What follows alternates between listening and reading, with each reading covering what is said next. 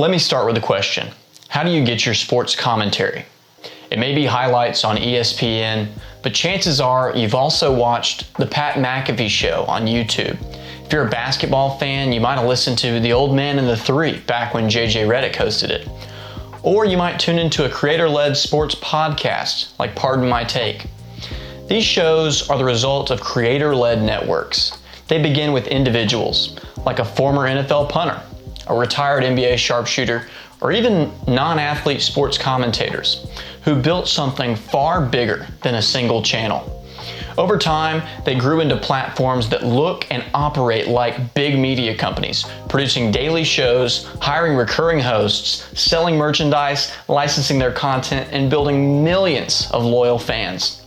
Creator-led networks matter because they combine the authenticity of a creator with the scale of a broadcaster. That mix is reshaping where people get their sports news and entertainment.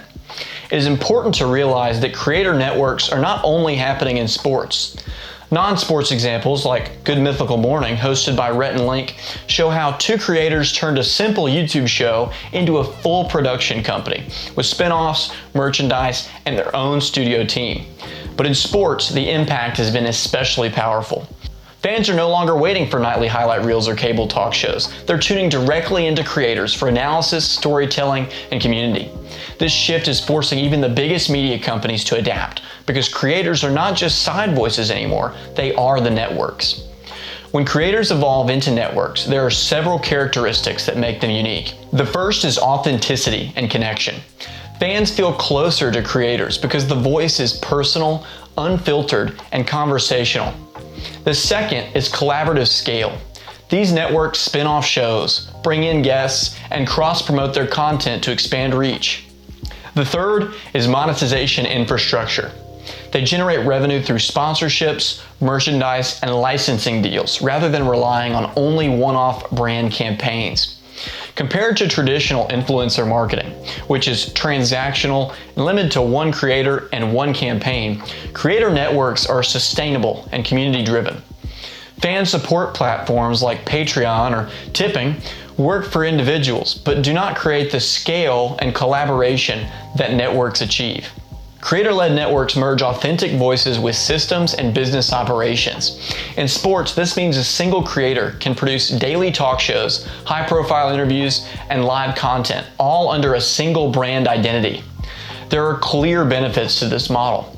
Creators have direct engagement with fans without intermediaries. They allow for flexible partnerships with brands, leagues, and other creators, and they provide growth potential by launching spin-off shows, podcasts, and even live events. But there are also risks. Networks can be overly dependent on one personality. If trust in that creator collapses, the entire network suffers. There are also brand safety concerns, since unfiltered commentary can create hesitation among sponsors. Finally, there are heavy operational demands. Sustaining a creator-led network requires professional production, analytics, and management teams. Let's look at 3 examples that show how powerful creator-led networks have become. The Pat McAfee Show began as a YouTube channel where Pat McAfee shared daily commentary with interviews and authentic conversation. In 2023, he struck a licensing deal with ESPN while retaining creative control. That partnership showed how even legacy media views creator-led networks as the future of sports media. The Old Man and the Three was a podcast launched in 2020 by former NBA player JJ Redick and his business partner Tommy Alter under 324 Productions. The podcast quickly grew into one of the most respected voices in all basketball media. It brought in high-profile NBA guests and mixed detailed analysis with storytelling. And it reached millions of listeners across YouTube, Spotify, and Apple Podcasts. By 2024, the show had become so successful that Redick used it as a springboard to co-launch Mind the Game with LeBron James, another podcast focused on basketball strategy that drew huge attention from fans and media alike. The Old Man and the Three has since rebranded without Redick as the host, as he's coaching the LA Lakers. But the key takeaway remains clear. The show built credibility, audience loyalty, and a media footprint that rivaled traditional sports broadcasts. Its success proves how one creator can scale a podcast into a full-fledged network with a lasting audience, even beyond their own personal involvement. Pardon My Take, created by Barstool sports personalities, is another example. Although it's not athlete-led, it began as a sports comedy podcast and has grown into merchandise sales, live events, and cultural influence. It shows how even non-athletes can create powerful sports networks. Together, these examples demonstrate how creators can evolve from voices with audiences into networks with ecosystems that rival traditional broadcasts. To succeed in this environment, new skills are required. Storytelling and community engagement are essential for building loyal audiences. Multi-platform production is necessary to deliver podcasts, live stream, and video content consistently. Professionals need to negotiate partnerships with leagues, brands, and other creators. And data analytics and social listening are required to track your reach, retention, and audience sentiment. And finally, brand governance and risk management are critical to ensure that content aligns with both creator and sponsor values. These are hybrid skills that blend media production, marketing, and business strategy. So, should your team invest in creator-led networks? The answer is yes, but only if you can make a long-term strategy.